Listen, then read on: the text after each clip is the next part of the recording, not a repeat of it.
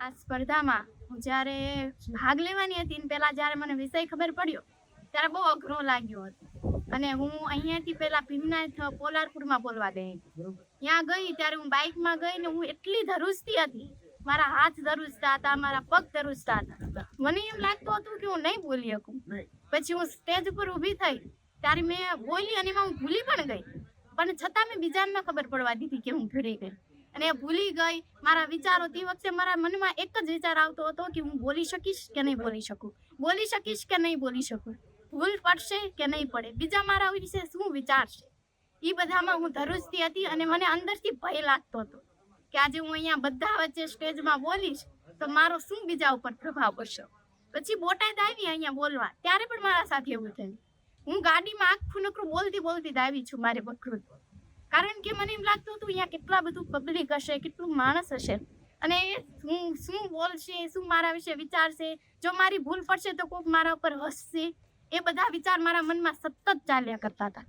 મને વિચાર થતો હતો કે હું સ્ટેજ ઉપર જઈશ પછી કદાચ બધું ભૂલી ગઈ તો અને કદાચ કંઈ બીજું બોલી ગઈ તો બધા મારા ઉપર હસશે અને મારી આવું મજાક બનાવશે.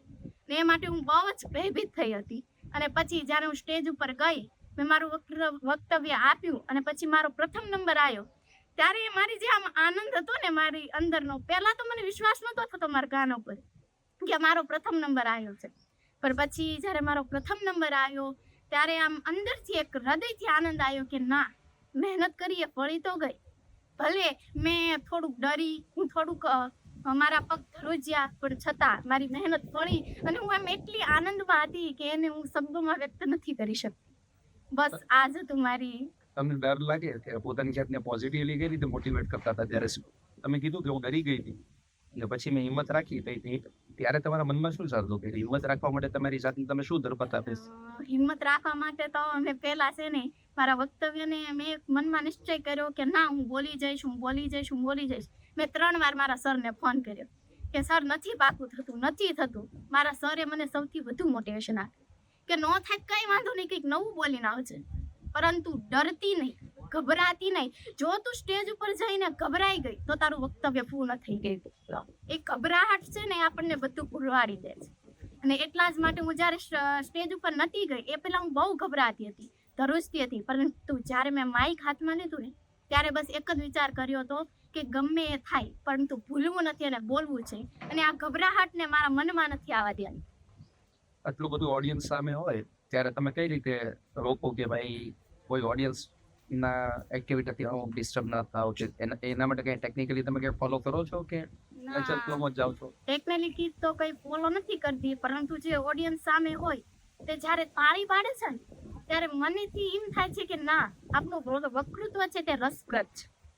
આપણે બધા પુસ્તકો વાંચીને સ્પીચ તૈયાર કરીને વક્તૃત્વ બોલીએ ને તો બીજા ઊંઘી જાય સામેવાળા, પરંતુ ઓડિયન્સની તાળીઓ, તેમના ચહેરાના હાવભાવ એ આપણને કહે છે કે આપણા વક્તૃત્વમાં કેટલું રસપ્રદ વાત છે. અને એ જ છે કે ઓડિયન્સ જો આપણને શાંતિથી અને ધ્યાનથી સાંભળતી હોય છે તો એની વાત એ છે કે આપણી વાતો એમના હૃદય સુધી પહોંચે છે અને તે સમજી શકે છે કે આ વક્તવ્યમાં શું કહેવા માંગે છે. આ એક્ટિવિટીથી તમારા જીવન પરનો અભિગમમાં કઈ ચેન્જ આવશે કે તમે બીજી વસ્તુમાં કોઈ કોન્ફિડન્સ, ભણવામાં કોન્ફિડન્સ વધી જાય, મારા ફ્રેન્ડ સાથે ફેમિલી સાથે ડીલ કરતા હોય ત્યારે કોન્ફિડન્સ વધે, એવું કઈ થઈ શકે? હા, જો સ્પર્ધામાં નંબર આવ્યા પછી ઘરે જે વ્યક્તિ આપણને ના પાડતા હોય કે સ્પર્ધામાં ન જવાય, બહાર ન નીકળાય અત્યારના સમાજ પ્રમાણે, તો એમને મોટિવેશન મળે છે કે ના, નંબર આવે છે તો આપણે આગળ જવું જોઈએ. અને મારા મિત્રોને પણ મોટિવેશન મળે છે કે મારી ફ્રેન્ડ જો આગળ જાય છે તો હું પણ આગળ વધી શકું છું, હું કેમ નથી વધી શકતી એટલે.